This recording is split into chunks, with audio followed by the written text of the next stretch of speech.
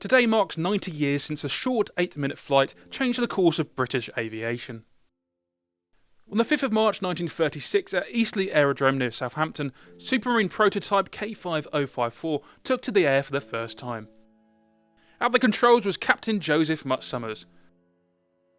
The aircraft climbed away cleanly and remained airborne for just 8 minutes. When Summers landed, he is widely reported to have said, "Don't touch anything." Whether those were his exact words or not, the verdict was clear. The design was fundamentally sound. 90 years later, that first flight stands as the true beginning of the Spitfire story, but the aircraft that flew that day was the result of years of development, setbacks and refinement. The origins of the Spitfire can be traced back to 1931, when the Air Ministry issued specification F730. It called for a modern interceptor capable of 250 miles per hour, intended to replace the ageing Gloucester Gauntlet biplane. Several manufacturers responded, including Blackburn, Westland and Gloucester. As Supermarine, the task fell to Reginald Joseph Mitchell. Mitchell's initial response was the Supermarine Type 224. It featured an open cockpit, fixed undercarriage with large spats and distinctive gull wings. Powered by a Rolls-Royce Goshawk engine with an evaporative cooling system, it first flew in February 1934. The aircraft proved disappointing. It was heavy, underpowered and failed to meet expectations. Ultimately, the Gloucester Gladiator biplane was selected instead. Rather than abandon the concept, Mitchell and his team applied lessons learned from their high-speed Schneider Trophy racing aircraft. They began work on a cleaner, more streamlined monoplane design. This became the Supermarine Type 300. The Type 300 introduced retractable landing gear, thinner wings and improved aerodynamics. It was redesigned around a new Rolls-Royce engine under development at the time, later named the Merlin. An enclosed cockpit was added, oxygen equipment was incorporated for high altitude performance, and the aircraft was steadily evolving into something exceptional. On the 1st of December 1934, the Air Ministry placed a contract for the prototype, designated K5054. 90 years ago, K5054 demonstrated that the design worked. Subsequent trials revealed only minor issues. A more efficient propeller increased the aircraft's top speed to nearly 350 miles per hour. Exhaust modifications added further performance gains.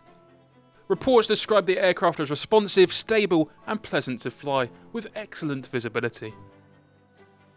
Even before full official trials were complete, the Air Ministry placed an order for 310 aircraft in June 1936, and the name had now been chosen. The aircraft would be known as the Spitfire. Turning a promising prototype into a mass-produced fighter proved challenging. Supermarine's factory at Woolston in Southampton was small and already under pressure.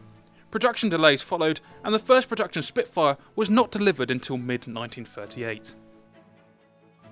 To meet growing demand, the government implemented the Shadow Factory scheme. The most significant new facility was the Castle Bromwich aircraft factory near Birmingham.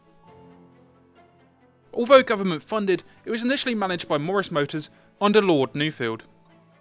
Early progress was slow. The Spitfire's stressed skin construction required precision manufacturing that proved difficult to achieve at scale. By May 1940, despite ambitious targets, not a single Spitfire had been completed there. Intervention came from Lord Beaverbrook, Ministry of Aircraft Production. Control of Castle Bromwich was transferred to Vickers Armstrong, and experienced Supermarine staff reorganised the plant. Output increased dramatically, and by the end of the war, Castle Bromwich had produced more than 12,000 Spitfires.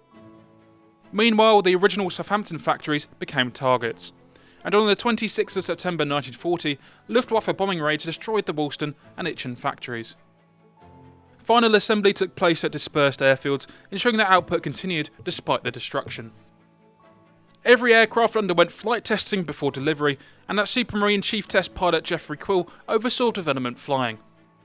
At Castle Bromwich, Alex Henshaw personally flew more than 2,000 Spitfires and Seafires, conducting climb tests, full-power dives and high-speed handling assessments before releasing each aircraft to service. When production finally ended in February 1948, 20,351 Spitfires had been built. It was the only British fighter to remain in continuous production before, during and after the Second World War. 90 years ago, K5054's wheels left the ground for the first time. That brief 8-minute flight marked the start of a story that would define British fighter aviation and become one of the most recognisable aircraft legacies in history.